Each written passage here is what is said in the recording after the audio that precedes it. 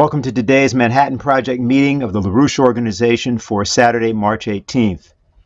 With the March 10th collapse of Silicon Valley Bank and the recent foolish attempt to bail out Credit Suisse of Switzerland, attention is now being brought to bear once again on the real cause of what people foolishly mistake to be the Ukraine war or the various other conflicts around the world. The collapse is not that of a bank, I guess VB.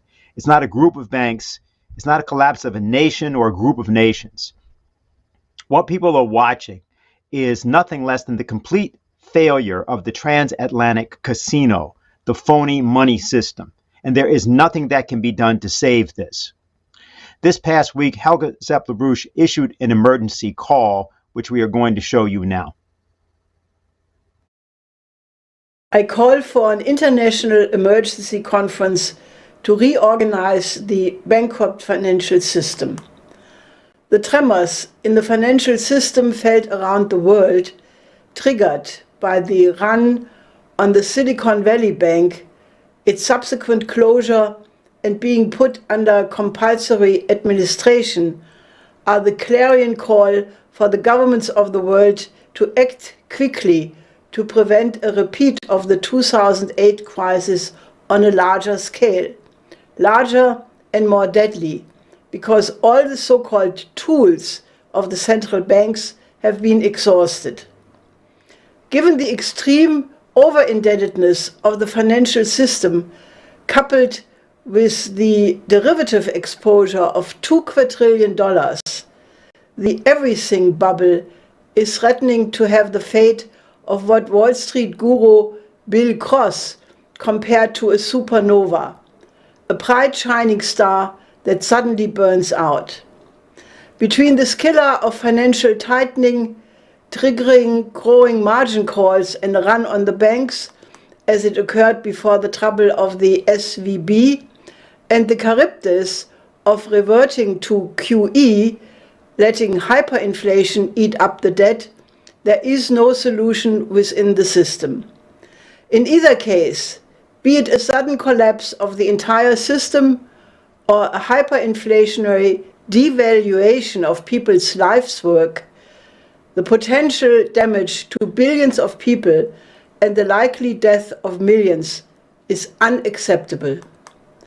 The failure to address the root causes of the systemic crisis of the financial system in 2008 and the 15 years since of reckless creation of liquidity by QE, zero and even negative interest rates at the disadvantage of the physical capacities of the economy, in combination with geopolitically motivated economic madness, such as sanctions hitting the Western economies in a gigantic blowback, is resulting in a blowout of the system.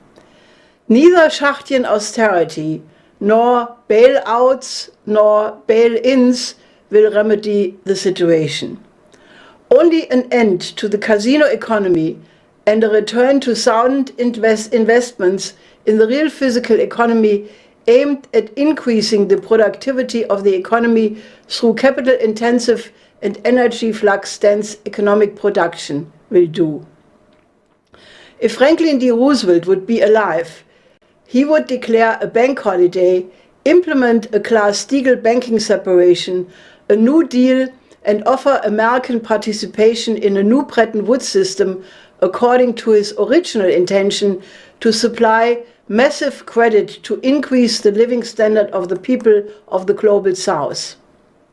Unfortunately, it can't be expected that the current US Congress has the stature or wisdom to do likewise. While the efforts of the Eurasian Economic Union, the Shanghai Cooperation Organization, and the BRICS Plus to create a new commodity-based currency and a new financial system may not have progressed sufficiently. Given all the kinds of restrictions and remnants of the previous approaches, the drama of events could force the realization of existing intentions to be sped up. Since the very real possibility of an uncontrolled collapse of the financial system could accentuate the danger of the present proxy war between NATO and Russia, with China in the background, to escalate by accident or miscalculation, urgent action is required. There must be an immediate emergency conference whereby governments signal to the world that they will act together in goodwill to move to a new global security and development architecture, taking into account the interest of every nation on the planet. The first expression of such a new architecture could be the implementation of the 4 laws proposed by Lyndon Larouche: a global Glass-Steagall system, a system of national banks, a new credit system, and international cooperation in the next generation of scientific and technological investments, such as thermonuclear fusion and space science. This emergency conference must take place either at the conference of the UN General Assembly or the G20. If these institutions are unable to respond, then other sponsors must be found, such as the BRICS Plus, the SCO, or a combination of representative institutions. When the well-being and possibly existence of the human species is at stake, all ideological obstacles must be overcome. Now, the supernova super explosion that we're witnessing is not happening now. It actually happened years ago. And as anyone knows who's been following, for example, the James Webb Telescope, we're now peering into the past. We see events which have actually happened as much as 12 billion years before. It was the economist and statesman Lyndon Larouche that called attention to this in a very severe, uncompromising way in July of 2007. And we're going to remind you, for those of you that heard it at the time, and tell you, for those of you who never heard it, what he said on July 25th, 2007. It occurs at a time where the world monetary financial system is actually now currently in the process of disintegrating. Nothing mysterious about this. I've talked about it for some time. It's been in progress. It's not abating. What's listed as stock values and market values in the financial markets internationally is bunk. These are purely fictitious beliefs. There's no truth to it. The fakery is enormous. There is no possibility of a non-collapse of the present financial system. None. It's finished now. The present financial system cannot continue to exist under any circumstances, under any presidency, under any leadership, or any leadership of nations. Only a fundamental and sudden change in the world monetary financial system will prevent a general, immediate, chain reaction type of collapse. At what speed, we don't know, but it will go on and it will be unstoppable. Now, just to give you an illustration of the kind of thing that we're talking about, because no one is really telling you the truth. Everyone is talking about high interest rates and changes in the interest rates, fluctuations. Some people are talking about the problem of the deposits. Some people are talking about a domino effect. None of these things actually apply to the actual circumstance that we're in. And so we have supplied, actually Dennis Small of our organization has supplied a certain illustration referencing an old idea that a friend of ours put forward many years ago about the difference between a dog and a tick, where what you're seeing here is the Silicon Valley Bank, and you see the Silicon Valley Bank dog, which had assets there, as you can see, about 0.2, that this is in trillions of dollars. So $200 billion of assets is what that represents, that 0.2. What is this figure, 31.1? This is called the derivatives market. This is where the actual problem is. It's the speculation on the so-called assets and the various forms in which hedge funds, other speculative entities have leveraged those assets. And that is about a 155 times leverage. In other words, if the dog were 10 pounds, then the tick would be 1,550 pounds. Now you think about the idea of a 1,500-pound tick on a 10-pound dog, and that will tell you what actually is going on with Silicon Valley Bank. And that's what's actually the worry. We have a comparison there also with Credit Suisse, not a whole lot better, where you see there to the right, the assets were $600 billion, actually down from what had been over $900 billion at one time. And the derivatives against that are $16.1 trillion, about 26, 27 times that. So about, let's say, a 260-pound tick on a 10-pound dog. Neither of those, as you can imagine, argue well for the future of the canine involved. Let's go to the next one, which shows you what U.S. banks, the top 4 U.S. banks, their asset value is $8 trillion and their derivatives exposure is $173 trillion. And just as a comparison, in our final graphic, we show you the comparison between the United States and China. Now, the figure for China is an estimate in terms of derivatives. We don't exactly know the figure, but we know that it travels in the range of what we have there. So you see the difference is that the 4 top banks of China, each of them is larger than the largest of the United States banks. And the total asset value of those banks comes to $19 trillion. The Chinese economy, remember, is largely based on manufacturing, mining, agriculture, real production, whereas the United States basically produces debt and other such fun things. Maybe it grows a lot of marijuana now, sells a lot of pornography, but doesn't have a whole lot to say when it comes to actual real physical production, except maybe in the field of weapons. And you can see here that the United States has an over 20-to-1 leverage in terms of derivatives to assets, and you see the comparison with respect to China. This brings us to our general discussion for today as we stand now on the eve of what will be a visit of President Xi Jinping to Moscow, to Russia. There are many things that are probably going to be discussed, but one thing which will now certainly be discussed and will be being discussed in every national capital in the world is what is the probable fate of the transatlantic financial system, and specifically the United States economy, the United States financial system.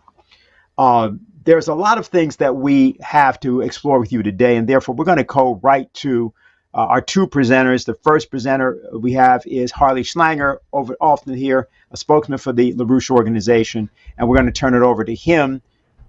Hello, and I see Richard Black we also have, so let's make sure we introduce Richard, who will be talking to us right after Harley. So Harley, why don't you get it started? Okay, thank you, Dennis, and hello to everyone. On March 18th, the International Criminal Court announced an indictment and an arrest warrant against Vladimir Putin for war crimes. Now, this was immediately denounced, as you might expect, by Putin's spokesman Peskov, who said this is outrageous and unacceptable.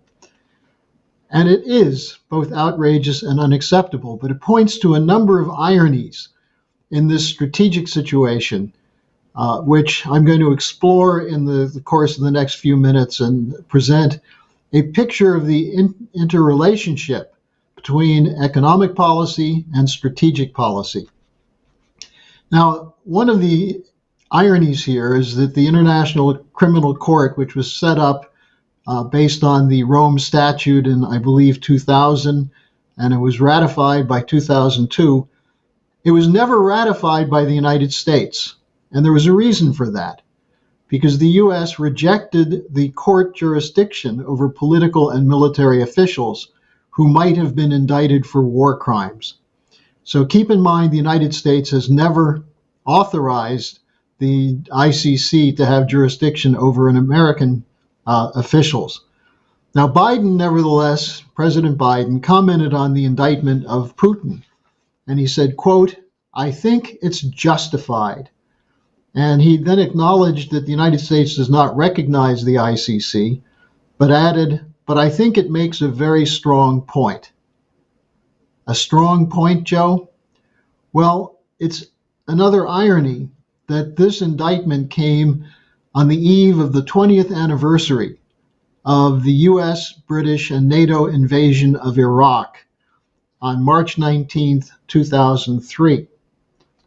And the question then comes up is, why were George Bush, Dick Cheney, Wolfowitz, the other neocons who were the authors of the invasion of Iraq and the destruction of that nation, why were they never indicted for war crimes? How about Colin Powell, who lied to the United Nations Security Council about weapons of mass destruction? Why was Tony Blair never indicted? Blair is clearly known around the world as one of the worst war criminals of the modern period.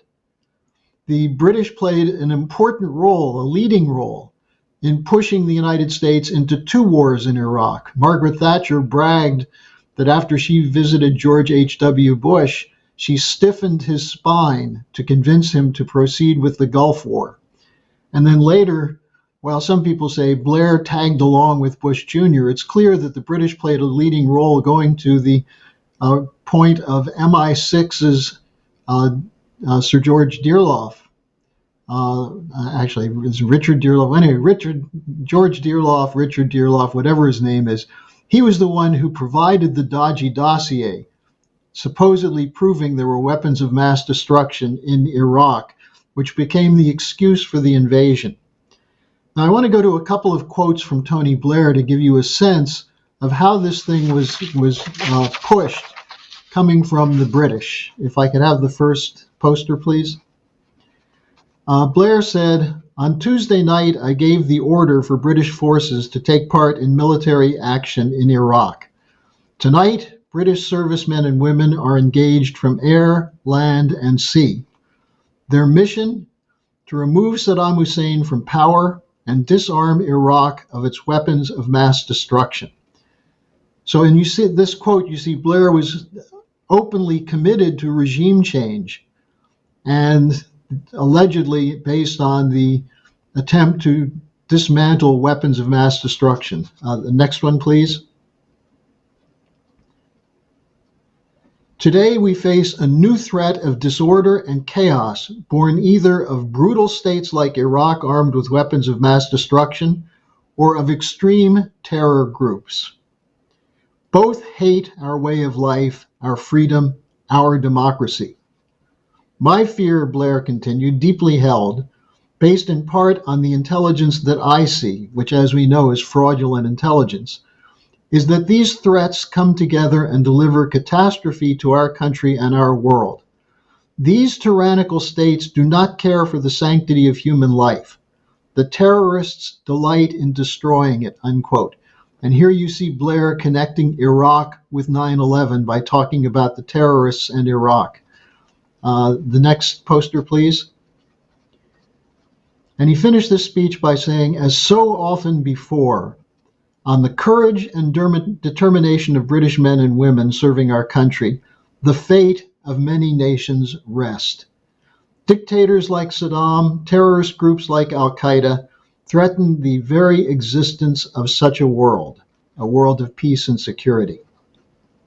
Now, what was that world of peace and security that they provided by getting rid of Saddam? Could I have the next one, please? The combination of sanctions pushed by the United Nations, which were actually driven by the United States after the first Gulf War, the UNICEF estimated that more than 500,000 children died as a result of those sanctions, from hunger, from lack of medicine, lack of clean water, and so on. This was acknowledged by U.S. Secretary of State Madeleine Albright, even though it was disputed, not surprisingly, by the British Medical Journal.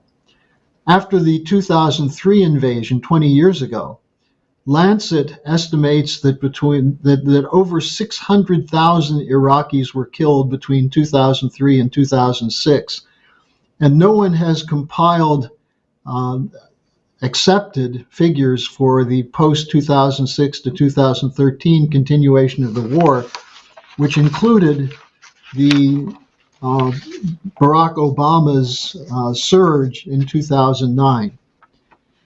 So what we see here are war crimes, clearly war crimes committed based on lies and corruption, agreement between the United States and NATO, but never punished, never pursued by the criminal court. Now we're seeing a war that's being continued in Ukraine while the indictment of Putin comes down. You can remove the poster, Jose. With the indictment of Putin announced, we're seeing a commitment from the West to continue the war in Ukraine, which is destroying one or two or maybe three generations of Ukrainians, taking a toll on the Russian army as well, but for the intent not of protecting the world, or as Blair said, that this is done to protect the world. I don't have the exact quote now, but it's done to destroy Russia. And we've just provided a dossier that will be available soon in the Executive Intelligence Review, showing the intent of this war has nothing to do with Ukraine, but breaking up Russia, stealing its raw materials, and defeating a potential adversary to a Western financial system, which now is breaking up. So you have the continued push for war, and at the same time an acceleration of a banking and financial collapse. Well, for the last 130 years, with the emergence of the theory of geopolitics, there's been an interrelationship of economics and wars.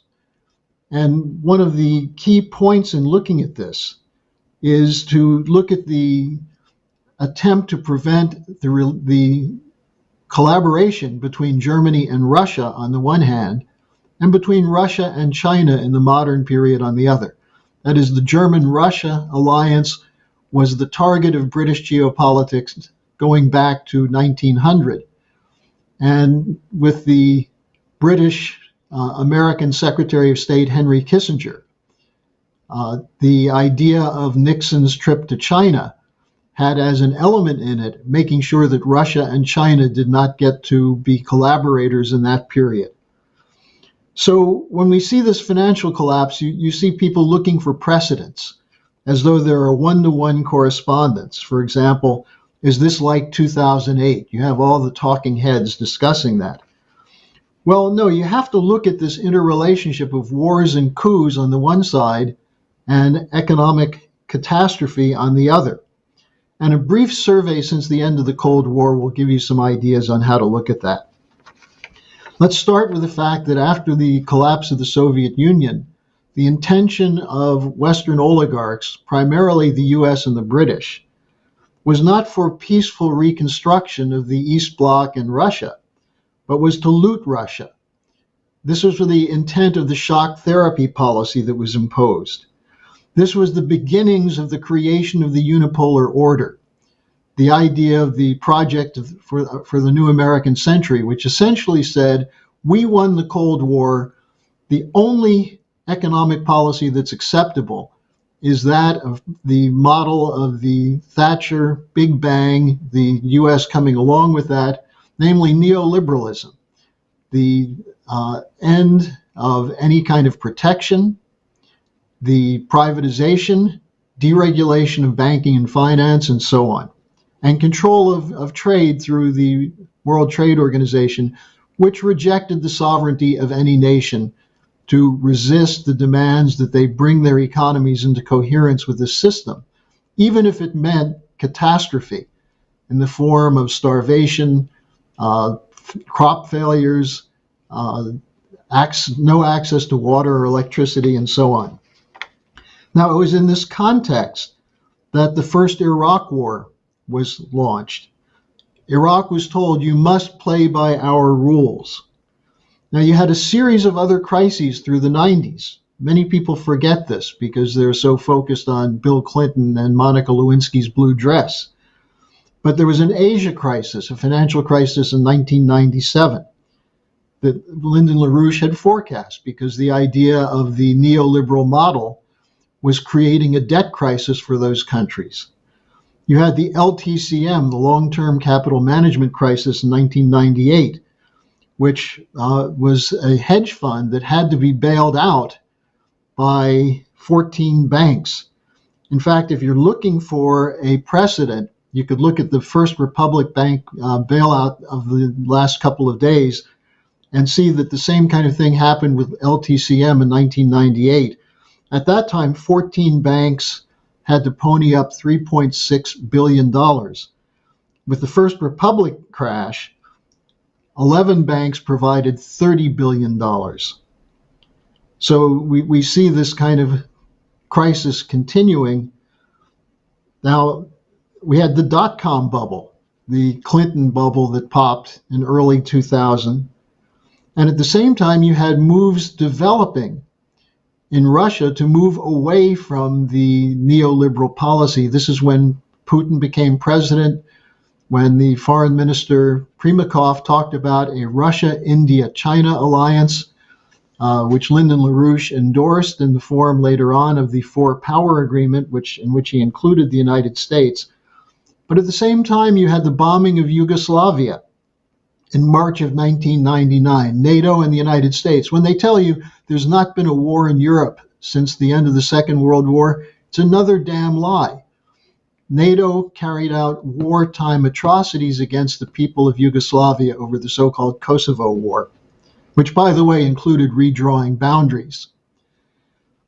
Then in November 1999, Glass-Steagall was repealed. Now, this created a situation where George W. Bush became president, and Lyndon LaRouche made another one of his famous forecasts. On January 3rd, 2001, before Bush's inauguration, LaRouche gave a webcast in which he forecast that because of the inability of the Bush team to deal with the financial crisis and the broader economic crisis based on the shift away from an industrial agricultural economy to a speculative bubble economy, that they would be incapable of dealing with it. And there would be a Reichstag fire type event that would give the administration the power to carry out emergency decrees the same way Hitler did after the Reichstag fire in 1933, with the emergency decrees which took away the right to organize, the right to free speech, and so on in Nazi Germany at the very beginning of Hitler's term. LaRouche's warning was that the Bush administration would be looking for a similar type event. Now, what happened 9 months later? 9/11. And what was done with 9/11?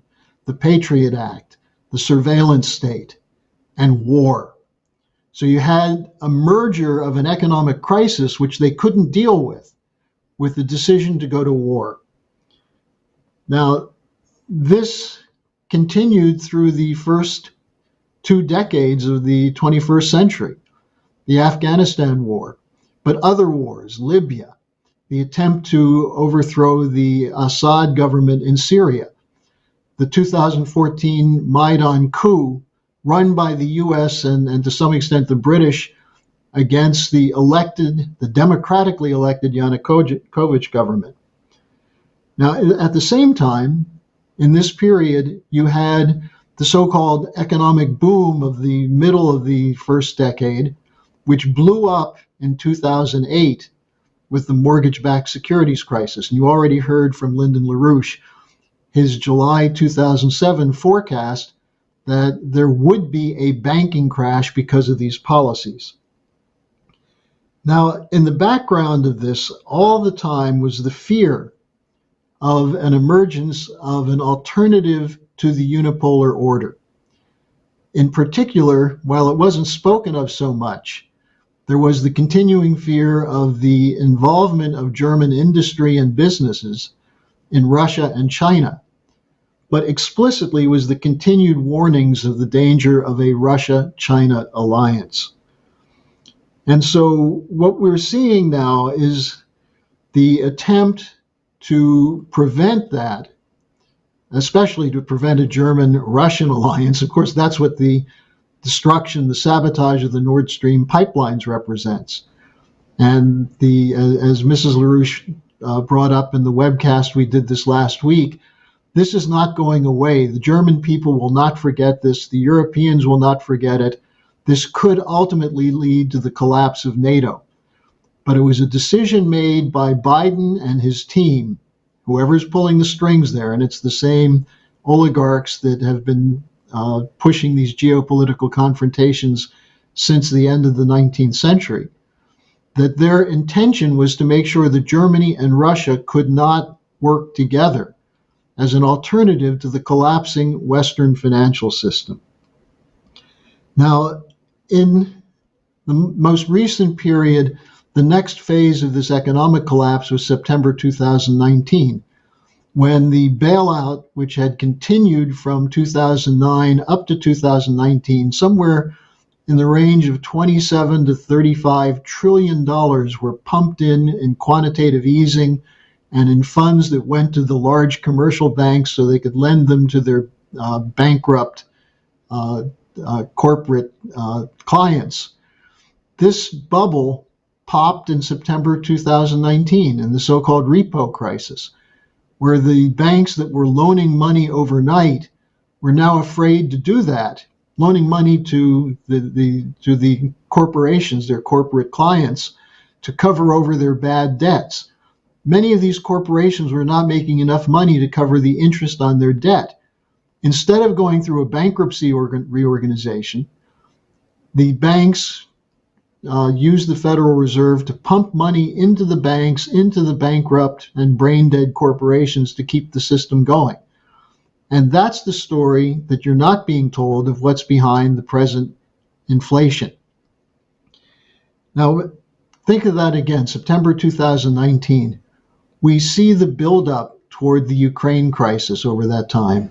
And as the Russians became more insistent that there be a solution based on this idea that there must be security guarantees for all nations, as that was going on, we're seeing the attempt to accelerate the looting policies against the developing sector and increasingly against the people living in Western Europe and the United States and Canada and other countries. Now, what we see during that same period then is a global shift away from the unipolar order, because countries finally decided they couldn't take this anymore. This is a form of neo-colonial policy that was killing the youth, that was leading the young people who could to leave their countries. It was killing the elderly. It was leading to a decline in life expectancy.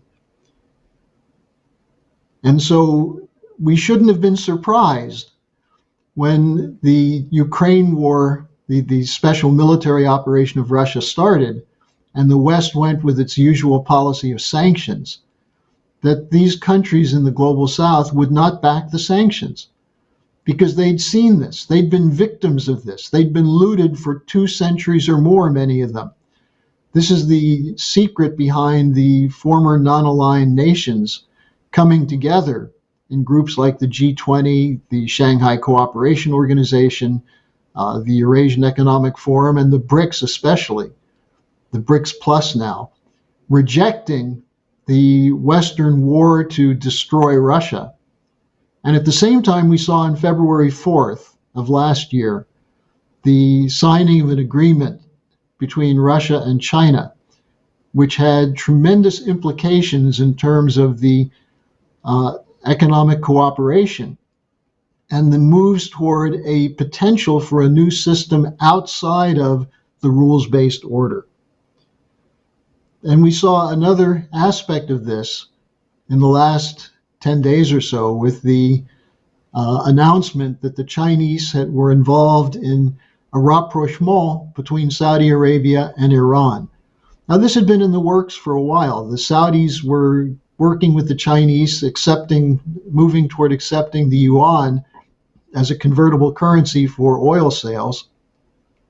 Also, the potential for a shift when the Saudis did not jump to attention when Biden told them they have to stick with the U.S. But what's interesting is, even though it should have been obvious that this was occurring, it caught people in the West off guard. And I want to read you a quote from someone who may be slightly keyed into this problem of geopolitics, Fareed Zakaria, who's a commentator on major television and writes often for some of the same think tanks and media that are part of the unipolar order. But here's his comment in the Washington Post about the significance of this China involvement in changing the strategic geometry in West Asia. After criticizing the foreign policy establishment for their inclination towards aggression rather than dialogue, that's putting it politely, he should have said for commitment to genocide and destruction of nations, he writes the following: America's unipolar status has corrupted the country's foreign policy elite. Our foreign policy is all too often an exercise in making demands and issuing threats and condemnations. There is very little effort made to understand the other side's views or actually negotiate. This is a critique we've heard from former Austrian Foreign Minister Karen Kneisel. This is, of course, what the Chinese have been saying and what the Indians are saying and the South Africans and the Nigerians and many others. Don't lecture us. Don't bully us. We have strategic and economic concerns that we prize as our nation's development, as opposed to our commitment to protecting your bloated and debt-ridden banks and financial system. And Zakaria went on to say, all this evokes the inertia of an aging empire. Today, our foreign policy is run by an insular elite that operates by mouthing rhetoric to please domestic constituencies and seems unable to sense that the world out there is changing and fast. I would make a correction. It's not so much domestic constituencies, but the oligarchical constituencies who control the policies, what Ray McGovern calls the Mickey Mat. But the point is now becoming clear that this era of unipolar order is coming to an end. The financial shocks are one side of it. The growing recognition that the war against Russia and Ukraine cannot be won, I think the indictment of Putin is a sign that they're going to continue to push to dismember Russia, but they're doing it from a position of weakness. So the question then is, will we find the policies and the leaders for these policies that can change away from this unipolar order to a new era, a new paradigm? And that's the importance of the emergency call issued by Helga Zepp-LaRouche. There are policies that will work. There's a directionality which will work. And it starts with a rejection of the arrogant establishment in the Western countries that believes they have an inherent right to impose their so-called solutions on the world. That era is coming to an end. We have to make sure that that end is not one of the destruction of mankind, but we can actually bring the United States into collaboration with Russia, India, and China, as Lyndon LaRouche advocated when he put forward his idea of a four-power agreement. So that's my report for this afternoon. Thank you very much, Harley. And we're going to be able to take questions and discussion. I think we'll put something up at the bottom for people that want to ask questions. We've already received a few. I wanted in particular to have Richard Black with us today because we need to discuss something that happened also this past week and has not been discussed. Nobody has had time to discuss it. It's a new initiative coming from China called the Global Civilization Initiative. Now, before Richard begins, I just want to point out, Harley said something about this collapse of this unipolar world order. Well, actually, there was only a world disorder. What we're seeing right now is, some of you may remember that this time last year, the French finance minister Bruno de Le Maire talked about how the sanctions against Russia were going to be the equivalent of a financial nuclear war. If the transatlantic sector waged thermonuclear financial warfare against Russia, we lost. One of the problems that we have to think about is that same method of thinking dominating what we're thinking strategically and militarily. This comes from a failure, a cultural failure, a deeper failure, which has nothing to do with particular political policies, financial policies, particular programs and solutions. Even if we had them, even if we offered them, the question is whether or not you're dealing with a so-called elite in the West that is too morally unfit to be able to actually lead at all at this point. It's a sort of a different level of civilizational crisis. And so this week, there was something announced coming from China, from Xi Jinping, called the Global Civilization Initiative. And besides that itself, I wanted to ask that Richard would tell us not merely about that, and also about the upcoming discussions that will be happening, perhaps between Xi Jinping and Vladimir Putin, but sort of call attention to what this would even mean, this new policy that China has announced. So, Richard, glad to see you. Take it away. Thank you, Dennis. I want to take up for a bit what Harley referred to, looking at the directionality that will work. Let's start by asking the question, how does China think?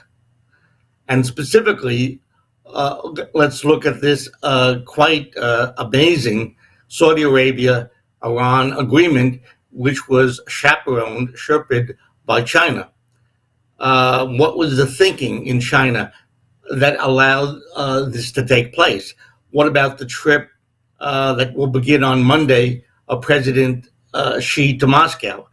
Then immediately the new president of Brazil will be going to China. Well, China proceeds from a reality that Lyndon LaRouche often spoke of, which is that a true principle, a scientific principle, is of a higher power than any specific plan or program. Look for a minute at what China has put forward in the recent weeks. They put forward a 12-point proposal, 12 principles for effecting a peace in Ukraine. They initiated what they call is a new national science and technology system. As Dennis said, they've launched a global civilization initiative. We'll get back to that in a few minutes. And they have, as I say, affected diplomatic relations again now between Saudi Arabia and Iran. What was the thinking that allowed China to take these initiatives? Well, as I often talk about, go back 100 years to the thinking and the writing of the founder of modern China, Dr. Sun Yat-sen, who effectively carried out the revolution against the Qing dynasty in 1911. He polemicized against his mostly peasant and warlord population that there was, at the time, a Chinese ideology which was destroying China, even after the revolution. And what that ideology was that thinking is easy, doing, that's what's hard. And he wrote an entire book in which he proved, chapter by chapter, that no, doing is easy, thinking is difficult. That is, in other words, to achieve progress for China, progress for the world, you must master true principles. And I recommend to all of my friends a very wonderful book called Memoirs of a Chinese Revolutionary, written in 1918, 7 years after the Chinese Revolution, in which Sun Yat-sen despaired, but then mobilized to deal with the fact that China continued to be in disarray for 7 years after the revolution. What Sun Yat-sen said is you have to look at yourself, look at your ideas, and discard what is false in your mental map and seek more universal principles. Now, as most viewers here know, Schiller Institute founder Helga Larouche has recently proposed 10 principles for new security and development architecture.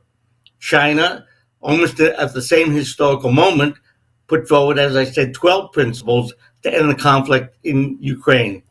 So let's look for a moment at principles 9 and 10 of what Helga Larouche put forward. And this, I quote, ninth principle: in order to overcome the conflicts arising out of quarreling opinions, which is how empires have maintained control over the underlings, the economic, social, and political order has to be brought into cohesion with the lawfulness of the physical universe. In European philosophy, this was discussed as the being in character with natural law. In Indian philosophy, it is discussed as cosmology, and in other cultures, appropriate notions can be found. Modern sciences like space science, biophysics, or thermonuclear fusion will increase the knowledge of mankind about this lawfulness continuously. A similar cohesion can be found in the great works of classical art and of different cultures. Number 10, the basic assumption for the new paradigm is that man is fundamentally good and capable to infinitely perfect the creativity of his mind and the beauty of his soul, and is the most advanced geological force in the universe, which proves that the lawfulness of the mind and that of the physical universe are in correspondence and cohesion. Let me repeat that. The lawfulness of the human mind and that of the physical universe are in correspondence and cohesion. We'll get back to that in a few minutes. And she concludes, and that all evil is the result of a lack of development and therefore can be overcome. Now, we've been circulating this, the 10 principles put forward by Mrs. Larouche in probably a dozen languages across the world. Initially, some self-serving and simply pessimistic governments initially dismissed this principle as utopian. Oh, these are not realizable. Well, those naysayers have been proven in the last days dead wrong. Let's look again at China. Its proposed 12 principles include the necessity of mutual respect for national sovereignty, one nation to the other, and the necessity for mutual and simultaneous economic development. The principle that rapid economic development of all nations is readily doable and necessary. The simultaneous rapid economic development of all nations. That's what China has put on the table.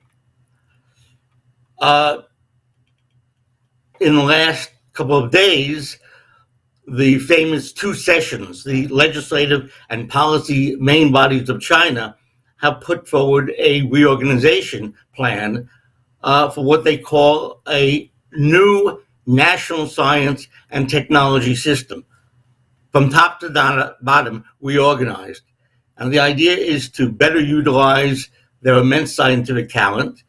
They're granting scientists greater freedom in defining research pathways, and with, as you may expect, a centralized deployment of R&D, they're attempting to defend against this quite foolish ship blockage against China being run by the United States. And they announced that their focus is space science, quantum technology, nuclear energy, aviation, and artificial intelligence. Those of you who have studied the U.S. Deployment in the early 60s of the NASA program, the amazing commitment and success of putting a man on the moon within a decade, this is where NASA mobilized over 400,000 Americans in this effort. You can think of that kind of centralized mission mobilized deployment, which was so exemplary of what man can do. That's what China announced this week they are going to be doing as well. And then, as Dennis mentioned, President Xi just announced at a major meeting of political parties from around the world, there were about 500 parties represented, he announced what he called a new development regime. What are its principles? Well, here's what the Foreign Ministry described from President Xi's speech. Can we have the next graphic, Jose? This is just a small quote from an extended speech. This is the Foreign Ministry's report on President Xi's speech. Around the world, countries and regions have chosen different paths to modernization, which are rooted in their unique and long civilizations. All civilizations created by human society are splendid. They are where each country's modernization drive draws its strength and where its unique feature comes from. They, transcending time and space, have jointly made important contributions to humanity's modernization process. Chinese modernization, as a new form of human achievement, will draw upon the merits of other civilizations and make the garden of world civilizations more vibrant. Xi Jinping pointed out, as the future of all countries is closely connected, tolerance, coexistence, exchanges, and mutual learning among different civilizations play an irreplaceable role in advancing humanity's modernization process and making the garden of world civilizations flourish. To this end, Xi Jinping proposed the Global Civilization Initiative, and he said, "Let cultural exchanges transcend estrangement. Let mutual learning transcend clashes, and coexistence transcend feelings of superiority." So these were the principles of mind and the principles of action, which were undoubtedly the content of the 5 days of discussion held in Beijing between the leadership of Iran, the leadership of Saudi Arabia, and clearly this had a thundering effect.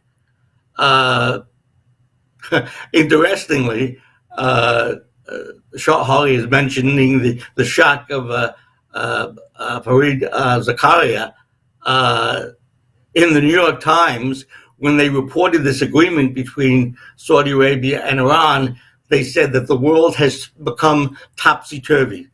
It seemed to them, in a sense, a miracle, even if they were quite begrudging in seeing it. Now, in fact, this idea of China having just created a diplomatic miracle, to my thinking, is really what we're watching as a series of miracles that have occurred in the recent period. In the 1970s, China was still living in colonial impoverishment and illiteracy. Today, they have 400 million middle-class citizens living comparably and better than the American middle class. Within a decade, there will be 600 million Chinese within that middle class. Recently, by the end of the year 2020, 100% of extreme poverty had been eliminated in this nation of 1.4 billion. That really has to be thought about. I think this cannot be repeated too much. They made a centralized determination of the kind FDR would make. They made a centralized determination that in every county and every village of this nation, physically about the size of the U.S., all poverty would be removed. How did they do it? No secret. The government employed 240,000 engineers, researchers, economists, social workers, agricultural experts, and visited every town, every village in the entire nation, and made sure that the cases of extreme poverty were eliminated, and they finished it ahead of schedule by the end of 2020. Certainly, this should be counted as a miracle. Then you have the famous Belt and Road Initiative. I think as of now, it has 149 nations who have joined. I think at the UN, there are registered something like 190 nations. So 149 are members of this Chinese initiative in economic expansion. There are also 32 international organizations who have joined the Belt and Road Initiative. And what are they doing? Not complicated. They're building modern systems of rail, power, new educational institutions, ports, mostly in the former colonial sector. We have the Saudi Arabia-Iran agreements, which we mentioned before. And now this new peace initiative around the question of the war in Ukraine. So the question comes to my mind, how did China's 12 principles applied in their recent proposal around peace in Ukraine, does this impact all of their approaches? The approach of bringing Iran and Saudi Arabia together, which has immense implications, positive implications for the conflicts in Yemen, in Lebanon, in Syria. I think one access to how the Chinese have approached these very big problems, one after the other, is to go to Lyndon LaRouche to give us the insight into how to think about solving these kinds of problems. Now, Jose, can we have the next graph? I hope people can see this. This is for those of you who have access to Executive Intelligence Review. This is from an article by Lyndon LaRouche, February 7th, 1997. February 7th, 1997, Executive Intelligence Review. LaRouche's article is titled, Return to the Machine Tool Principle. And I think it's not a coincidence that this period of February 77 is exactly the period coming off of the massive speculative monetary crisis in Southeast Asia, the period in which we were about to see the governmental bond collapse in Russia, and also the period in which, as Harley said, the genius Primakov put forward his visionary solution of Russia, India, and China coming together, not as competitors, but as collaborators to create a future New World System. It's in this period of tumult and intellectual drive on LaRouche's part that this graph that we're going to look at was put forward by LaRouche, Return to the Machine Tool Principle. And this is, I think, one window into this question of principle, creating new possibilities for humanity as a whole. And I think this is the approach also seen in the recent proposal by Helga Zepp LaRouche of 10 principles for a new security and economic development architecture. Look for a moment at the top section, current levels of development of individual creative reason. So we begin from the actuality of the human mind and the ability to create new ideas, new solutions, to discover new principles. From those valid principles, scientists derive hypotheses on how to apply those newly discovered principles. To take a concrete example, Einstein, 1905, in his discovery of the principle that energy can be converted into mass, mass can be converted into energy by the well-known equation E = mc squared, looks at energy and mass as two aspects of a single unity, completely exploding the thermodynamic ideas of the 1800s that mass and energy were separate entities and could not be interchanged. That discovery in the mind of one man led to a series of hypotheses which opened up an entirely new epoch for man, the area of nuclear science, both fission and fusion. This in turn leads to a new understanding of energy, which we see, for instance, in the development of lasers. If you look at the right side of your screen, this leads to new machine tool designs. That is, the design of tools using those newly discovered principles.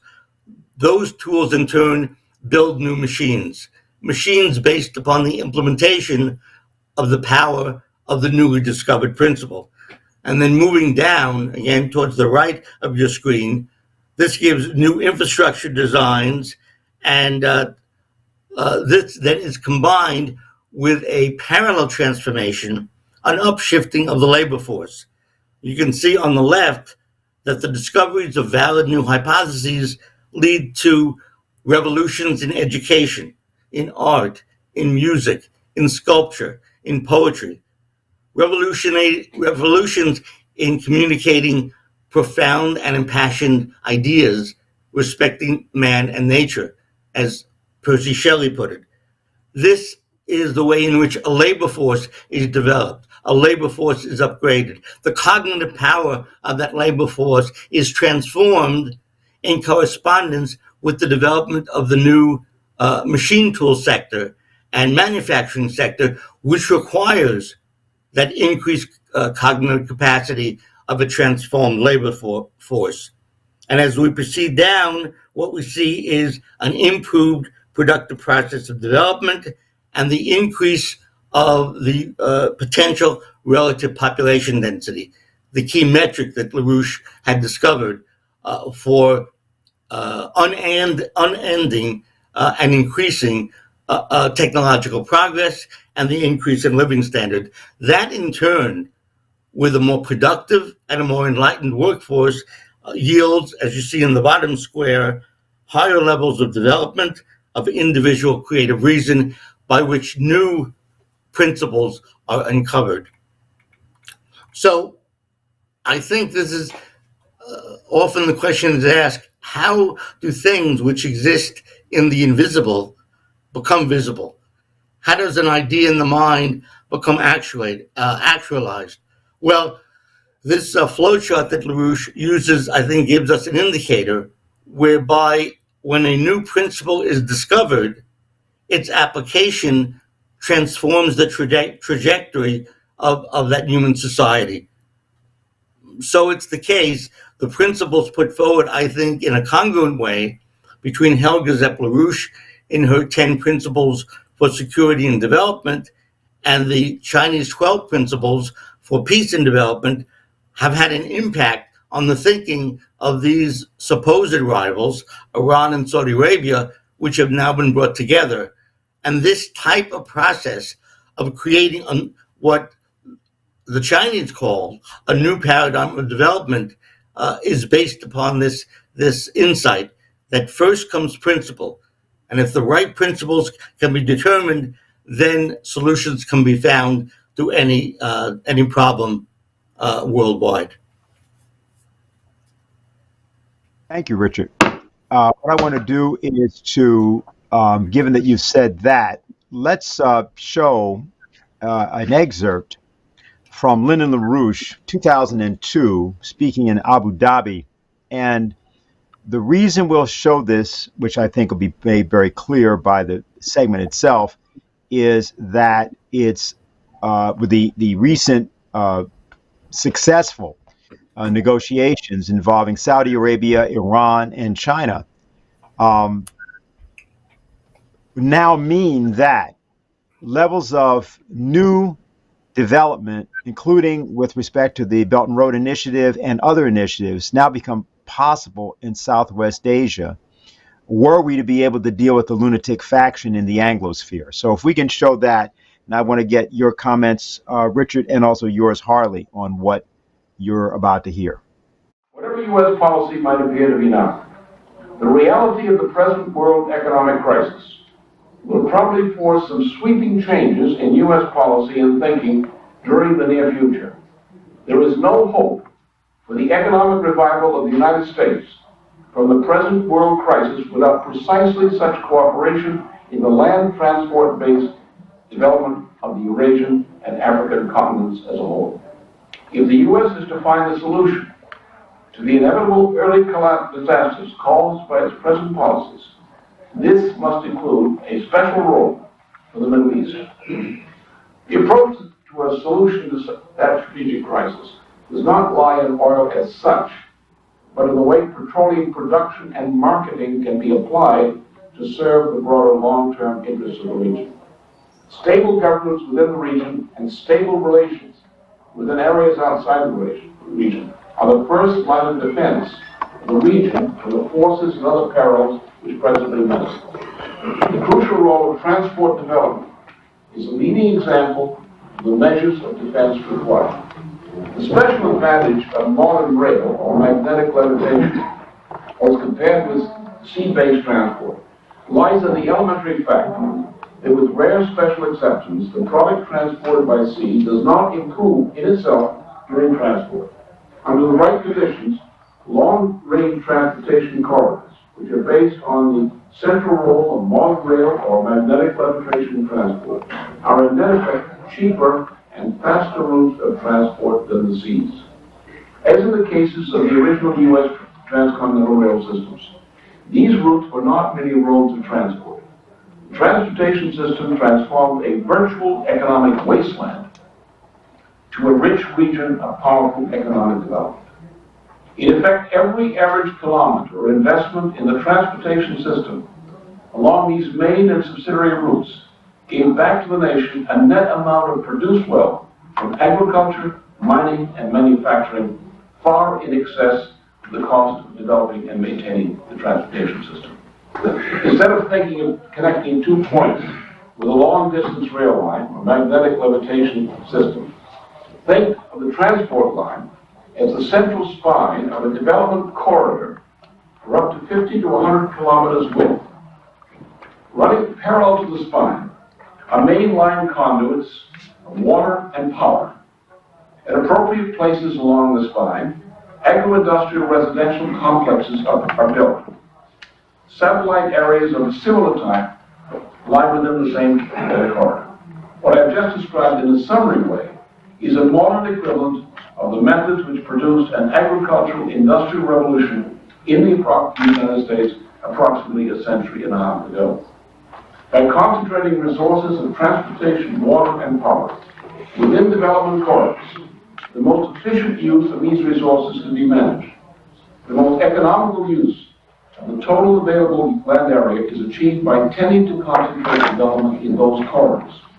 Under conditions of continued growth, subsidiary development corridors will branch out from the principal ones. The same method can be applied with a combination of technologies either existing or within reach to transform the interior of Asia, including the deserts and tundras. Under proper policies, the physical net cost of such development corridors is less than zero.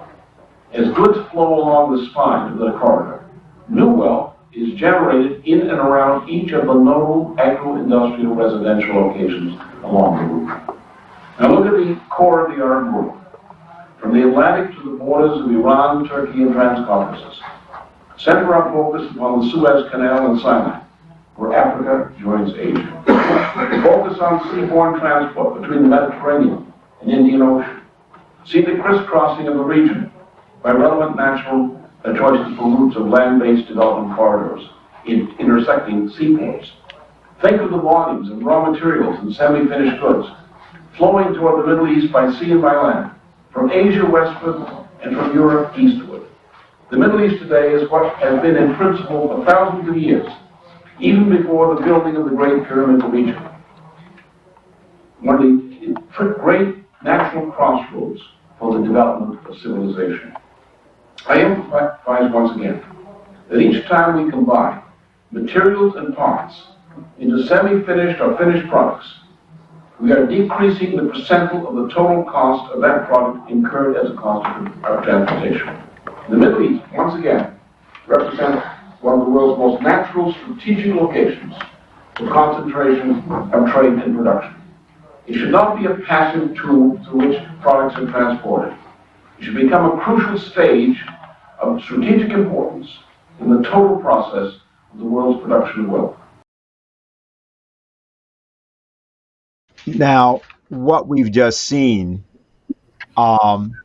is, if studied, the most revolutionary idea of economy ever presented.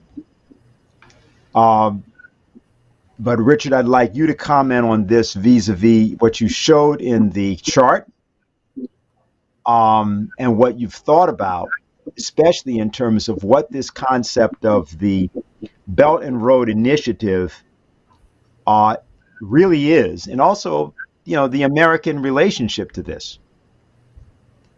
Well, Dennis, can you hear me okay? Yes, yes, you're I fine. am so thrilled that you showed this section from Lynn's appearance in Abu Dhabi.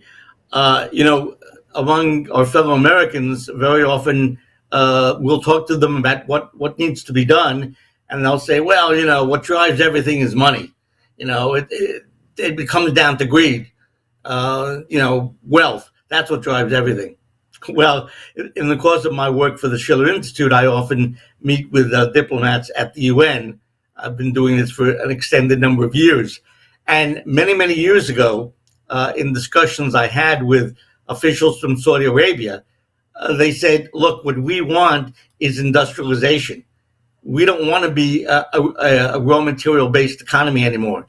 We're thinking about the future. We want development. We want development. So you think of Saudi Arabia, and what do you think of? Wealth, money, oil, enough oil for the next 1,000 years. That's not what Saudi Arabia wants. At least a leading enlightened elite in Saudi Arabia, they want development. And so the fact that Lyndon's conception of development has been widely circulated within the Middle East over the last 20, 25 years, as typified by this address by Lyndon, just indicates that what people are hungry for are true principles that define the future, not the here and now. Secondly, from that same period of this clip, Lyndon was developing this idea of the coming Eurasian world, that the sector that was formerly genocided, the colonial sector that was looted and raped, with a continued commitment to that from Tony Blair, Henry Kissinger, that coming Eurasian world wants to move into the 21st and 22nd century. Africa, Southeast Asia, all of Eurasia, Latin America. And so Larouche has been organizing for the kind of development that Harley was describing broadly, has been organizing for this over 50 years. These ideas have been in circulation for over 50 years. So these developments now, which seem so astounding, Russia and China, which had been at war, China and India, which had been at war, Saudi Arabia and Iran, which had been at war. All of this manipulated from the outside, from the oligarchy stretching from London to Wall Street. All this is breaking down. And so this Belt and Road Initiative, this is a profound philosophical idea, win-win, that any two people, any two nations can come together and decide a pathway of development in which everybody wins. Now, for the geopoliticians, for the oligarchy, they're based on the notion that man is evil and greed is fundamental. They are wrong. And it's been our privilege to be a trumpet call for this coming Eurasian world. And I think that's what we're seeing.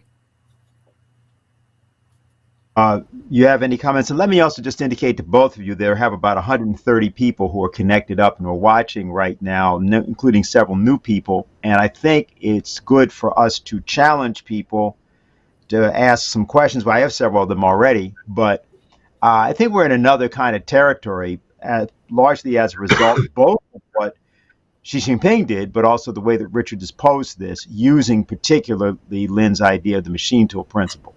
And just, Harley, what are your thoughts about what? Well, just I'd like to make 2 points about the Chinese diplomacy. First of all, they're restoring the reputation of diplomacy, which should not be underestimated. You know, you look at what's been said about the situation between NATO and Russia, and this war could have been avoided by diplomacy. And instead, it was provoked deliberately by greed and the desire to destroy Russia as an opponent of the unipolar order and, as a byproduct, steal its raw material wealth. So what the Chinese are saying is that you can have different approaches to things, but you can negotiate. You know, the idea of the Sunni Shia split in the Islamic world, which we're told is one of the major causes of problems in Lebanon, Syria, and it was a cause. You had the Iran-Iraq war, but what is a higher principle is that there are common interests, and this is what was demonstrated by the way the Chinese worked on this. And the second point then is that peace depends on economic cooperation for mutual development. As Richard has been discussing, the importance of the Belt and Road Initiative as a leading aspect of China's global security initiative, that they see the benefit of development of formerly poor countries, as they've seen in their own country, as the basis of stable and lasting peace. Now, on that, I just want to mention one thing that I think gets at the opposite view, which is the view of the nincompoops who are advising Biden in making U.S. policy. This is from a speech made by Tony Blinken not that long ago at an event in Washington. And he was asked why he thinks engagement with China is not possible. And here's what he said. He said, the U.S. had tried with little success to persuade or compel China to abide by American rules. This is exactly what we were talking about, that the idea of the Western approach of the unipolar order is there's only one model, it's our model, and if we can't persuade you to adopt it, we'll compel you to adopt it. And his complaint about China is they won't accept that. And so I think this puts in bold relief for those people who are still out there saying that, well, China is a threat to us because it's a communist system, it's out to take over the world. You're actually talking about what the NATO Western system is trying to do. And you ought to take the time to study, as Helga always emphasizes, study something about Chinese history, Chinese philosophy, Chinese economic policy, and you'll find there's much more in common that China has with the traditions of economic development in the United States, typified by Sun Yat-sen and others, than opposed to it. And in fact, there's much more in common of the United States functioning as a global corporatist fascist government that doesn't represent the interests of the American people. Our interests are in attaining a long-lasting economic cooperation with China. So I think that's an important point to make. Okay, we have a question from the chat. Can I make a comment, Dennis? Sure, go ahead. I couldn't agree with Harley more. To our viewers, I would say, if you want to have an opinion about China, then know something about China. What China is doing from the standpoint of economic development is directly out of the book of the great German-American economist Friedrich List. And as Helga often points out, one of the most widely read economists in China is Friedrich List, who is very explicit about the role of government, the role of infrastructure, the role of the development of the mind of the labor force. I want to recommend a book to our viewers. It's called The China Wave. The author is by Zhang Weiwei, and it's called The China Wave, The Rise of the Civilizational State. The Rise of a Civilizational State. Very important. So that China is not just a geography with borders. China is a civilization. It's an idea. It's an identity. They have first principles from the standpoint of science, art, poetry, the way the Western Renaissance has first principles in scientific inquiry and art and poetry. But it's different, although both approaches, one is congruent to the other. So it's absolutely critical. If you want to have an opinion about China, you have to know China. one of the nice things about this book by Zhang Weiwei, The China Wave, is that it was originally published in Mandarin. It was a bestseller in China, and it will give you a very good inside look on how the Chinese intelligentsia are thinking about what they're doing. And what they're doing is they will freely tell you that they studied closely the economics of FDR and the methods of the building of the Tennessee Valley Authority. They will freely tell you that they studied with great admiration the methodology of the Apollo program in the United States. So before people make a final decision about what they think, it's important to learn about another civilization, as Harley is saying, and there are many points of access to that today. Question from the chat is said this: I don't doubt Richard is well informed. I'm really enjoying this. I'm having difficulty seeing how to get there from here. The West is being demolished. What do we do? That's the question. So I guess you could start with it, Richard, and then Harley, if you have something to say also. Well, I'll just give one concrete example. China and Italy were working together a number of years ago on a Belt and Road project, an absolutely critical project that we in the Schiller Institute have worked on and promoted for 30 years now, Transaqua, the refilling of Lake Chad in West Africa. I won't go into the details now, we don't have time, but this is an absolutely critical water and power project for all of West Africa. Well, there was work going on between China and Italy for joint financing and engineering to get this project going. So there are many such projects which can be affected. Belarus is now building a tractor factory in Argentina. The United States could be involved in that in terms of our agricultural expertise. There are 100 different areas in which the U.S., if it shook off these oligarchical nincompoops like Blinken and returned to a policy of FDR, of JFK, of John Quincy Adams, these were known across the globe as American can-do policies, and we have to return to that. So to the questioner, I'm excited about your interest. I would just say join us in getting a policy shift in the United States. And since now, as Foreign Minister Larouche wisely said, it's no longer the global South. We're talking about the global majority. So this is the direction that the world is moving in. We have to get the United States to join. Okay, Harley? Yeah, the idea that the West is being demolished, it's actually being demolished by its own leaders. And this is something that we have been identifying and fighting since I joined the Larouche movement in 1972. Lynn was doing this in the late 50s and 60s, but especially since 1971.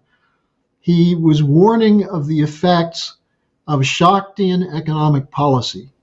The policies that were associated with Hjalmar Schacht, who was Hitler's finance minister, but more importantly, was a British agent deployed by Sir Montague Norman of the Bank of England to run the destruction of Germany as part of the British geopolitical operation in the 1930s. Now, Lynn has been warning about that since the late 60s, early 70s. And the problem is that the neoconservative movement and the neoliberal movement have essentially joined, which shows you that the terms conservative and liberal are part of a brainwashing operation. That the corporate cartels that reflect that are committed to both neoliberal and neoconservative policies control the media. They control much of the Congress. They control most of the governments of Europe. And the positive side, instead of despairing about this, they've proven themselves incapable of the task of providing for the needs of humanity. They have blown it. Now, some people say, well, that's their plan. Well, I don't think their plan is to discredit themselves. They've become discredited. The media is discredited. Leaders of both political parties are discredited. The institutions of government, of science, the green policy are discredited. And yet, as Richard just said, we represent a global majority. And yet in the United States, we allow ourselves to be pitted against other countries, whether it's Brazil, people who were supporters of Bolsonaro are now saying Lula is a communist and he's out to destroy us. People who attack Modi in India, attack the Chinese as communists, attack Putin. We've allowed ourselves to be manipulated by very sophisticated, what's called hybrid warfare, which basically tells us that we have no choice but to continue the course we're on, which is down the toilet. So, instead of despairing at this, yes, the West has been involved in a self-suicide policy. But as I think is becoming obvious, join us. We have ideas that have been tested. You saw the speech by Larouche in 2002 in at the Zayed Center. This is the kind of thing we've been doing. Larouche was doing this for almost every country in the world for 50 years, presenting alternatives. So now we're at a point where the alternatives must come forward. They're not going to be brought forward by Biden. And I'm sorry to say this, I'm very happy to see Donald Trump now speaking strongly on the Ukraine war, but I don't think he has an economic solution. They have to come from this tradition, a full understanding of the American economic system, and not as something that's a unique example of American exceptionalism, but as a representation of a physical principle of physical economy. So that's where people have to start. Become physical economists and join us in our fight to take power out of the hands of these greedy, immoral corporate cartels. We have another question, which I'm going to set up in just a minute, but I just wanted to show people this document, which is from Lyndon LaRouche, Saudi Arabia in the year 2023. You may be able to see the date there. It's over here, excuse me, June 1983. 40 years ago, Lyndon LaRouche brought this document for this year. When he gave the speech you saw in Abu Dhabi, this document was already 19 years old. So when he was sitting there and he was going through the things that he was saying, he had another document that he was actually reading from. This is the level of preparation that Lyndon LaRouche had. So when he spoke about something, he knew what he was talking about. And that goes sort of to the point of what Richard was stating. And this is not done or not said in any way to condescend or something to questions or any of the things that people are going to find themselves confronted with. But we just want to make it clear that this organization, its members, and specifically its leader, Helga Sepp LaRouche, are the most prepared people on the planet for what is now occurring. It's important so that Americans who are wondering, how are we going to solve the problem in the West? Well, frankly, you're it. And that's how we're going to do it. Now, there was a question that came in, a comment actually, and it said this: yes, we should have worked on diplomacy, but we have politicians calling for first strike nuclear war. What are your thoughts on dealing with this? Now, we have a clip. Harley, you mentioned Karin Kneissl of Austria, who's a diplomat who, will just set this up a bit, she speaks 5 languages: German, Arabic, English, French, and Italian. And she has a working knowledge of like Hungarian, Hebrew. I mean, Yiddish. I mean, she's very ridiculous. Went to school in Israel for a while. I mean, she's like a consummate diplomat. She got into trouble because when she got married in 2018, she invited Vladimir Putin to her wedding because it's one of the people that she knew very well. And she danced with him at the wedding. And she did, what is traditional in Austria. And when she danced, she curtsied to him. And then this blew up her political career. Now we have a little clip from her speaking about what diplomacy is. So I want to play this and then have you, Harley, respond to the question. But I want people, first of all, just to see what has happened to people in the transatlantic world who've tried to bring some level of culture and civilization along. So if we can show that.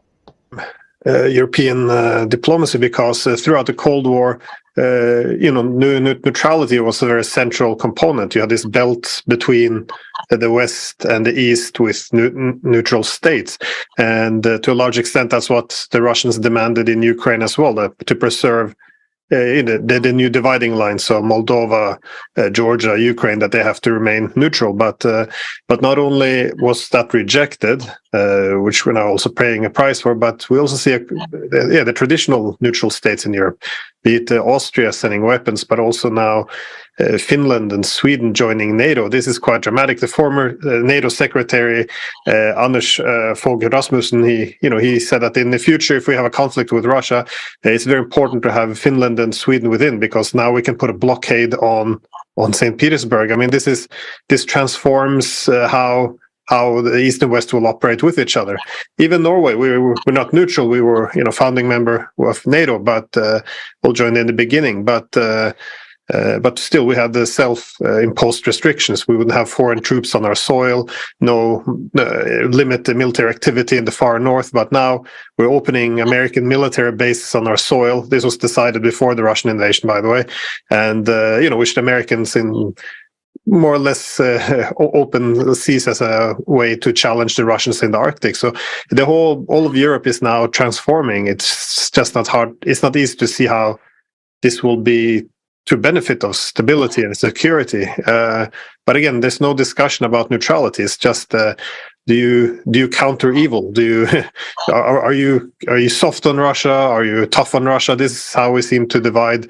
To be the intellectual depth of politics these days, which kind of wanted to take me to take my point to what you mentioned before, that you were chased out of Austria, because I thought, I consider you a classic diplomat, if you will. So I remember when you got married in 2018, you invited the state leader of the Russian Federation to come to the wedding. There was even a video where you danced with President Putin at the wedding.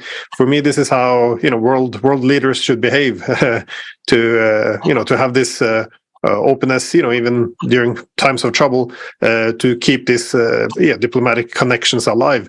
But the political climate doesn't really permit for this anymore, does it? I mean, it's a bit of a leading question given what happened to you, but this was quite a dramatic moment in your career, because I thought this was a great moment in how diplomats should behave, but this was harshly punished in Austria, wasn't it?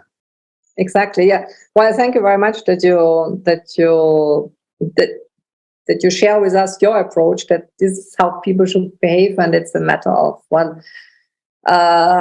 maybe how should I say, that what it always was about, that there is also some sort of interaction on other levels than just at the negotiating table, which doesn't impede anybody from putting your lines or conditions or whatever.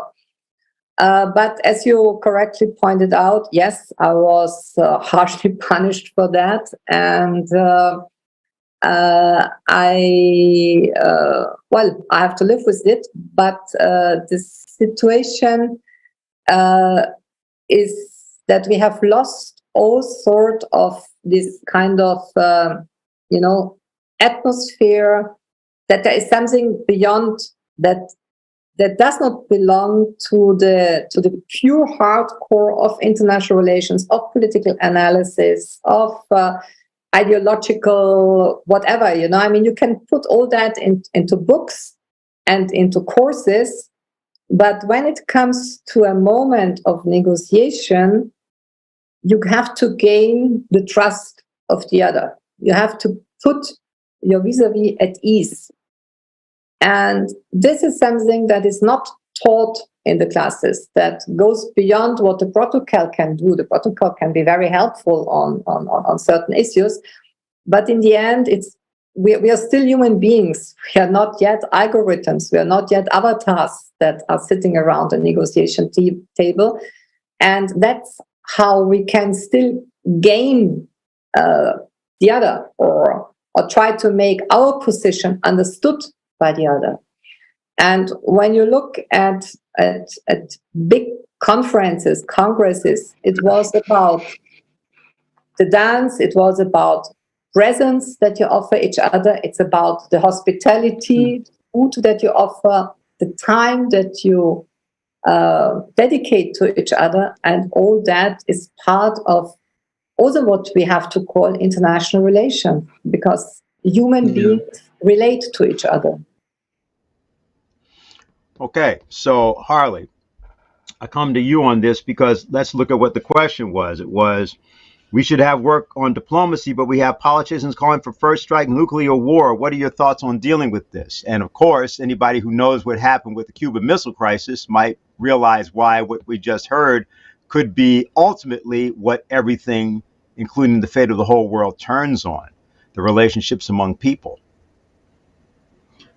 Well, I'm very happy you played that for two reasons. One is that I've developed a fondness for some aspects of Austria, including the tradition of neutrality there since 1956. But also because what she stated in her comments was completely coherent with what Helga has put into her fundamental principles, especially when she said in diplomacy, you start from the standpoint, we are still human beings. And what's important is to make our position understood. What's one of the biggest problems we have? I mean, it's not just that we have bad diplomats, it's that our culture has become bad. We've become incapable of recognizing legitimate concerns of others. This is totally clear in terms of the way Putin was treated with his more than 1 decade effort to try to impress upon the West why Russia considered the eastward expansion of NATO a threat to the security of all Russians. Now, we have a culture today which emphasizes being cool, of having the right posture, the right putting forward an image. I mean, this is Instagram, it's social media. There's no depth. People don't listen. They forward text messages without even reading them. So to start with, you have to hear the legitimate concerns of others, but then you have to find in yourself the courage to tell the truth. And this is not lecturing or bullying, which is the method that's used by the British or the Blinkens and Sullivans and others, but to actually engage in a discussion which touches the more fundamental human emotions. That, as John Kennedy said in his famous American University speech, and I'm not going to try to paraphrase it, but he basically said, we're all basically human. We have the same desires for our children, the same wishes. And to not recognize that, and instead to start discussions by assuming that there's only one way to approach something, that's the problem. Now, the question then, how do you deal with that? You have to have in yourself the courage to stand up for what you believe without feeling that you have to threaten someone to get your point across. I think one of the best examples of that is the kind of interventions that have been done recently by Jose and Kynan and Daniel Burke, Diane Sayre, and others, where we've gone before so-called leaders and exposed them as frauds, not in a way of threatening them, but just demanding that they face the reality of what they're really saying and what they're doing. And we're at a moment where change can happen quickly. Helga often points to the character of Erich Honecker, who was the dictator of East Germany, who, as his government was collapsing, was standing before his parliament saying that we are going to be a 1,000-year Reich. And 2 weeks later, he was in a hospital in another country because the wall had come down and he'd lost. Change can happen quickly, but it has to have an initiating force based on truth, based on knowledge, and also understanding that the view that most people have in the United States of the United States, either that it's the one powerful country in the world or that it's falling apart.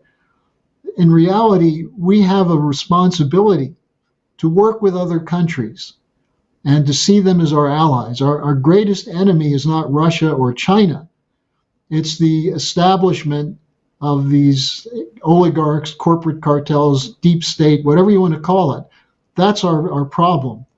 But there are few of them, and we have to mobilize what Lavrov is now calling the global majority. We have to make the United States part of that global majority. Richard, any thoughts on this? Yeah, 2 points. Number one is the unease, the anxiety by the questioner is well placed. Something has to be done. But something is being done, and I would just urge the questioner to join our mobilization. Several weeks ago, Diane Sayre, working with many others, pulled together a demonstration against the NATO war insanity in Washington. So we had over 3,000 people, many organizations coming together, some left, some right. Virtually at the same moment, there was a demonstration of 50,000 in Berlin against the war insanity. In Genoa, Italy. In France, there is a general strike of millions of people out in the streets because of the crushing austerity proposed against the common man and woman, which is part of the war policy. In Greece, there's a general strike. In Great Britain, even, there are nationwide strikes of nurses, railroad workers. So the world as a whole, there are many citizens like you who are saying this is madness. And what has begun to happen, better late than never, is that there is a general upheaval. So do not despair and work with us, because we can bring the United States back to its sanity. The United States typified by programs instituted from FDR to Eisenhower to Jack Kennedy. That can be restored. That was the America that was loved around the world, as opposed to the current America, which is hated. That's the first point. The second point is, think for a minute about these 10 principles for action that Helga has laid out. And perhaps the most controversial one is principle number 10. She says the basic assumption for the new paradigm is that man is fundamentally good and capable to infinitely perfect the creativity of his mind and the beauty of his soul. Do you believe that? Do you agree? If not, why not? It is true. If you proceed from that premise of the goodness of humanity and the goodness of the human soul, and that in whatever language you speak or through whatever religion you pray, that man is made in the living image of God and has that spark of creativity. If you know that as a principle, then that is for you a tremendous power to move other people out of despair and out of inaction. So the world is in upheaval, in part in a productive way, and Helga Larouche and the legacy and the tremendous contributions of Lyndon LaRouche are right in the middle, I guarantee you, of how nations are deliberating one amongst the other. Okay, I think we have one other question we'll take here, and then I'm going to ask that both of you might say some things as we go to the close about the April 15th conference that Helga is organizing for the Schiller Institute. So, Harley, this is a question. We'll start with you on this. This is okay. When are we going to see the rollout of the central bank digital currency (CBDC), and what do they see as the ramifications of that? Now, as you know, it's a bigger matter, but also we want to, it seems to me when a question like that, cryptocurrency and digital currency are different things, but also obviously the question has a certain premise. So go ahead. I think you should probably take it. Well, I would refer people to the webcast interview I did with Helga on Thursday, because she addressed this very beautifully. A lot of people who are angry or legitimately concerned about the control that the banks, through the Federal Reserve, through the central banks, the control that they have over people's lives, they see the emergence of a central bank digital currency as an increase in power, where they'll know everything you're going to do, everything you buy, everything you want. You'll basically become an algorithm in the hands of central bankers. Now, there is some legitimacy in that concern, especially since we know the control that these bankers have over policy. But it's also a mislocation of the problem. The proposal that some have then is that we shouldn't have a central bank digital currency, but a kind of informal economy based on total freedom of creating, whether it's Bitcoin or something else. And it, again, misses the point. The point is, the only way economies can function is when you have a regulatory process which is committed to the idea of the general welfare. That is what we have in our Constitution. That's the constitutional tradition. And so looking for a solution with either giving total control to a central authority, which in a sense is what we have now with the Federal Reserve System, only it's not the government that controls the Federal Reserve, it's private bankers. That's not a solution. But then going to a totally decentralized system doesn't work either. What works is where you have representative government, which represents the interests of the people of a sovereign nation, deliberating on where credit should go, because the ultimate issue here over central bank digital currency or these kinds of questions is who determines the flow of credit and currency. Our Constitution puts that in the hands of Congress. Well, granted, the clowns in the Congress right now are untrustworthy, so it gets to the point that we've been making all night.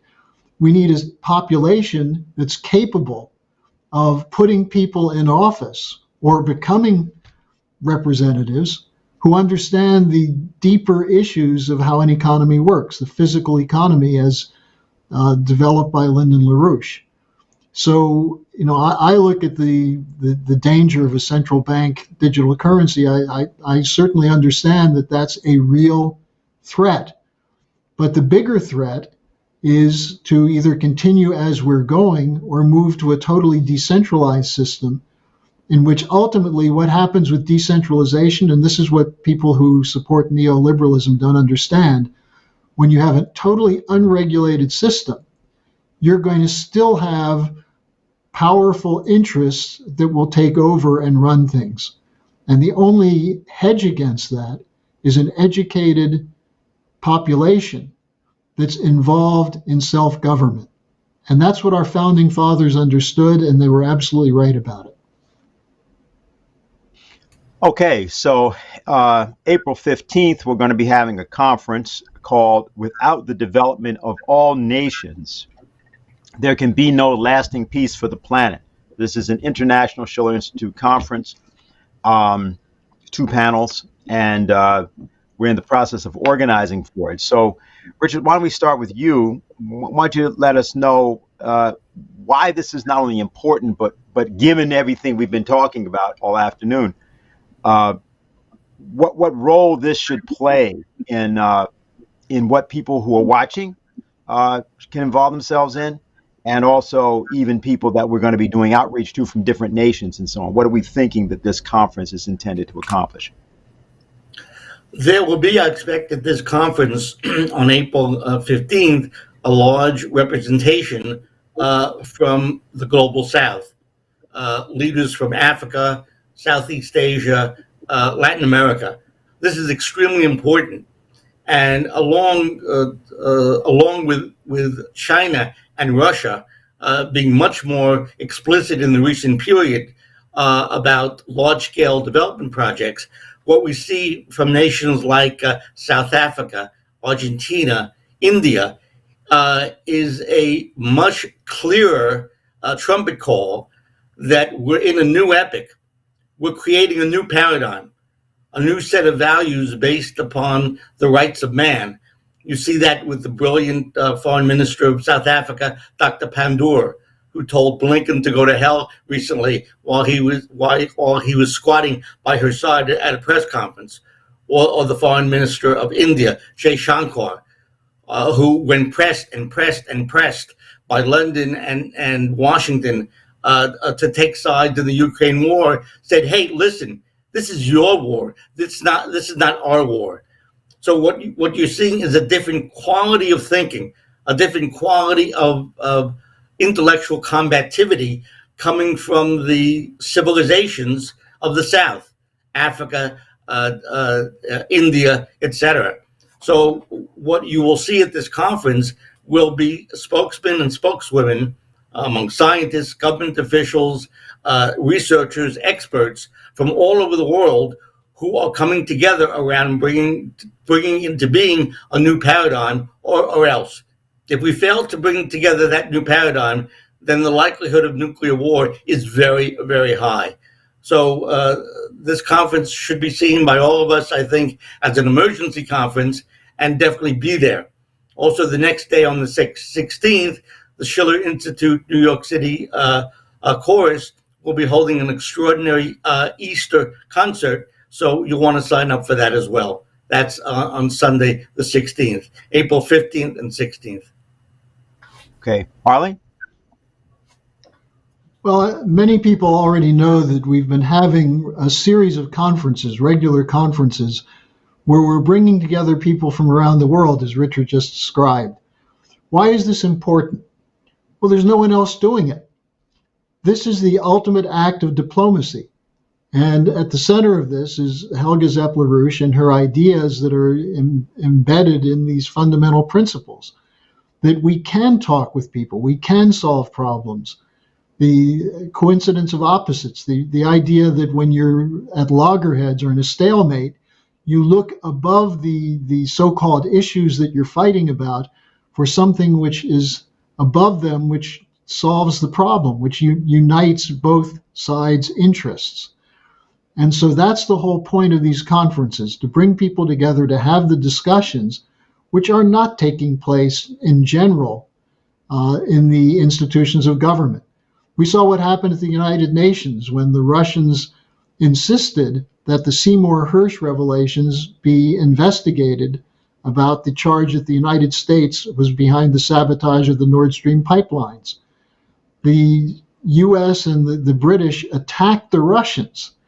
I mean, I'm surprised they didn't say those are Putin talking points.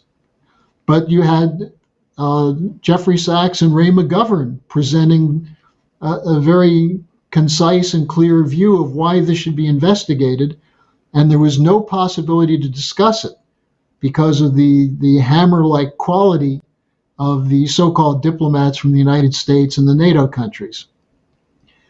So, and as Karen Kneisel in the interview you showed, she made the point that diplomacy is not a 5-minute chat on the sidelines of a conference.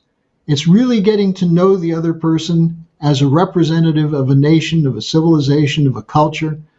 And that's what we do with these conferences, bring people together to find common interests, common commitment to find a new direction outside of the existing so-called rules-based order. So for our viewers out there, register for the conference, but become an organizer for the conference.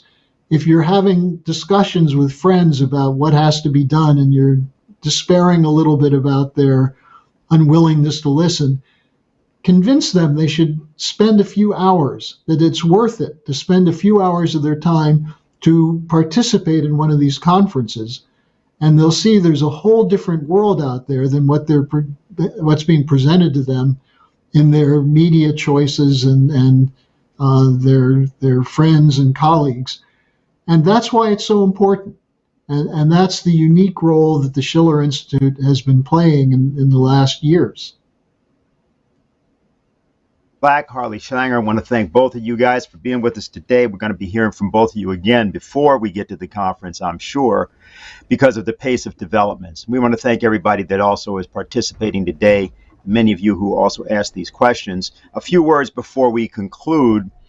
And we're going to conclude, by the way, by showing, again, that clip from Lyndon LaRouche. We're in a situation in which our conferences can become the meeting ground for the world. And certainly for young people in the world who are attracted to the idea that a solution is required because they expect to live for another half century or more. But you're in a world in which the impulse for progress in the transatlantic sector seems to be dead. But that's not true. Lyndon LaRouche in particular, his association, his associates, and those who listened to him, collaborated with him, may have disagreed but respected him. All of these are people and in that sense, a power that exists that can thwart the usual tragedies of history in which earlier societies, most of them were not republics, most of them were imperial, disappeared from the face of the earth, whether that's the Assyrians or the Babylonians or the Sumerians or, the various other empires. Roman, of course, unfortunately not the British. But the idea is that tragedy in which, because people have never understood what a human being is, the society that they have been part of falls apart because it is the victim of its own axioms. It defeats itself. And the real issue here is that something different was founded in America almost now 250 years ago. We are at the 248th year, and 2025 is actually the first year because that's the year of Lexington and Concord and other battles of the American Revolution. So we're only 2 years away from that. But what was founded in the case of the United States was never intended to be something restricted to the geographic boundaries of the United States. However, the neocons and the other characters associated with the neocons have the wrong idea about that somehow something was created here called democracy, and that is supposed to be spread across the planet. Well, that's a lie. It's not what happened at all. What actually happened was that Benjamin Franklin, who was a protege of the great German philosopher, statesman, Gottfried Wilhelm Leibniz, formed over the course of a 50-year period, half century, more actually, in a kind of grouping in the United States of fellow thinking people, a conspiracy to throw off colonialism. And yes, the people who were doing that were imperfect in many ways. People love to point that out. Yeah, but the society that they were aspiring to create, which was then codified in the Declaration of Independence and the preamble of the Constitution, was a formulation that was greater than them and was intended to be and was supposed to be something that would remain permanent. That formulation and those formulations have been deeply appreciated by cultures and civilizations all over the world. That's what you see in the case of China. That's what you also can see, if you wish to, in the case of Russia, against which the United States had never fought a war until now. And so the responsibility for calling to order the United States population is to defend the United States Declaration of Independence and Constitution against enemies, foreign and domestic, and also just against idiots, foreign and domestic, because you may not have exactly even enemies as much as you have imbeciles, which may be more our problem, particularly today in the United States. You know, we've had these various cultural experiments that everybody's very aware of from the time of even from the 1920s, but certainly of the time of the rock, drug, sex counterculture of the 1960s. And some people know that the final stages of decadence are imbecility. You get a situation in which people are no longer able to even remember the greater good that their civilization or their culture earlier represented. But we don't have that situation in the United States. We have a situation in which it is necessary for those of us who know about this to recognize that the purpose of the United States was always international, and it wasn't to go around and tell other people what to do. The purpose was to liberate the world from oligarchy, from empire, from authoritarianism of the type that you see coming from the fools in the State Department, from the kind of authoritarianism of idiocy, in which people believe that they can make pronouncements about countries whose names they can't even spell, let alone locate them on the map. That's not American. That may be something that is a trait that is attributed to Americans, but it's not American. What's American is what Lyndon LaRouche represented and what he proposed in many, many different documents. And the way in which, for example, he stood up in 2007 and simply said, exactly when everyone else was saying, oh, no, we have to bail out the banks, that nothing could be done to save this system. He was right. He was said to not be right, but he was right. And now we are seeing that supernova, super explosion, super meltdown that actually had occurred already at the time that he made those pronouncements back 16 years ago. So we would urge that everyone who's listening think about the idea that maybe what has to be done is to completely overhaul politics as practiced and to bring the citizens of the world into collaboration, discussion, and dialogue, utilizing the fact that many, many people around the world who do speak English are prepared to listen to anything sane coming from the vicinity of the United States, especially when that is connected up with, as it is, in this particular case, through the International Schiller Institute, the kind of organization around which this global civilization initiative that Xi Jinping has discussed is, in fact, exactly appropriate. That's why it was founded, the Schiller Institute, back in 1984. This idea that there was something great in each culture, and it was the best of each culture, that should be the basis of the negotiations and discussions and relations among nations. There's nothing communistic about that idea. It's simply exactly what John Quincy Adams, America's greatest diplomat and one of its greatest presidents, expressed in his personage and in his high-minded defenses, including, for example, his defenses in the Amistad case. The fact that he actually died on the floor of Congress arguing against slavery. So the real United States, and he, of course, is the person who said America must not go abroad looking for monsters to kill. So we have this tradition, and it's a tradition that we invite all of you to help us rejuvenate these 2 years before we are to celebrate the 250th anniversary, not of this nation, but of the principles which were intended to free the world from oligarchism, not by telling the world what to do, but recognizing the goodness in people from all over the world as an expression of that republic of the mind that the Declaration of Independence and the Constitution were meant to represent when it said, we the people, in order to be able to form a more perfect union, establish justice, ensure domestic tranquility, provide for the common defense, promote the general welfare for ourselves and our posterity, do ordain and establish, yes, the United States, but not for the United States. And so that is our conference. We'll be in 4 weeks. And we want to thank you all for participating today.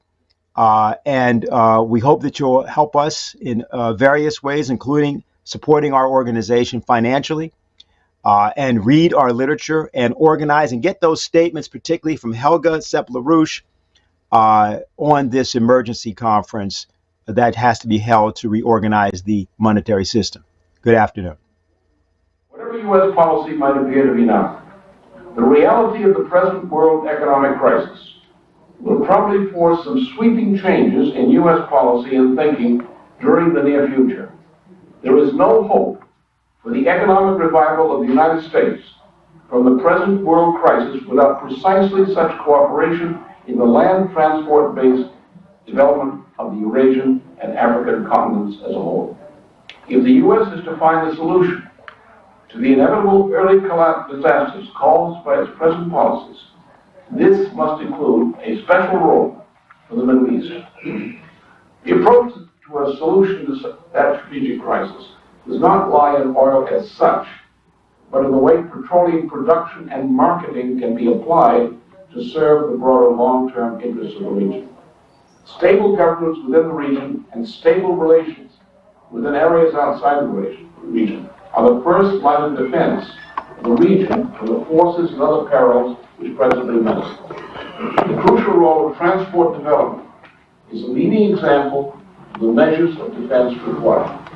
The special advantage of modern rail or magnetic levitation, as compared with sea-based transport, lies in the elementary fact that with rare special exceptions, the product transported by sea does not improve in itself during transport. Under the right conditions, long-range transportation corridors, which are based on the central role of modern rail or magnetic levitation transport, are in net effect cheaper and faster routes of transport than the seas. As in the cases of the original U.S. transcontinental rail systems, these routes were not merely roads of transport. The transportation system transformed a virtual economic wasteland to a rich region of powerful economic development. In effect, every average kilometer or investment in the transportation system along these main and subsidiary routes gave back to the nation a net amount of produced wealth from agriculture, mining, and manufacturing far in excess of the cost of developing and maintaining the transportation system. Instead of thinking of connecting 2 points with a long-distance rail line or magnetic levitation system, think of the transport line as the central spine of a development corridor for up to 50 to 100 kilometers width. Running parallel to the spine are main line conduits of water and power. At appropriate places along the spine, agro-industrial residential complexes are built. Satellite areas of a similar type lie within the same corridor. What I've just described in a summary way is a modern equivalent of the methods which produced an agricultural industrial revolution in the United States approximately a century and a half ago. By concentrating resources of transportation, water, and power within development corridors, the most efficient use of these resources can be managed. The most economical use of the total available land area is achieved by tending to concentrate development in those corridors. Under conditions of continued growth, subsidiary development corridors will branch out from the principal ones. The same method can be applied with a combination of technologies either existing or within reach to transform the interior of Asia, including the deserts and tundras. Under proper policies, the physical net cost of such development corridors is less than zero. As goods flow along the spine of the corridor, new wealth is generated in and around each of the nodal agro-industrial residential locations along the route. Now look at the core of the Arab world. From the Atlantic to the borders of Iran, Turkey, and Transcaucasus. Center our focus upon the Suez Canal and Sinai, where Africa joins Asia. Focus on seaborne transport between the Mediterranean and Indian Ocean. See the crisscrossing of the region by relevant natural choices for routes of land-based development corridors intersecting seaports. Think of the volumes of raw materials and semi-finished goods flowing toward the Middle East by sea and by land, from Asia westward and from Europe eastward. The Middle East today is what has been in principle for thousands of years, even before the building of the Great Pyramid of Egypt. One of the great natural crossroads for the development of civilization. I emphasize once again that each time we combine materials and parts into semi-finished or finished products, We are decreasing the percentile of the total cost of that product incurred as a cost of transportation. The Middle East, once again, represents one of the world's most natural strategic locations for concentration of trade and production. It should not be a passive tool through which products are transported. It should become a crucial stage of strategic importance in the total process of the world's production of wealth.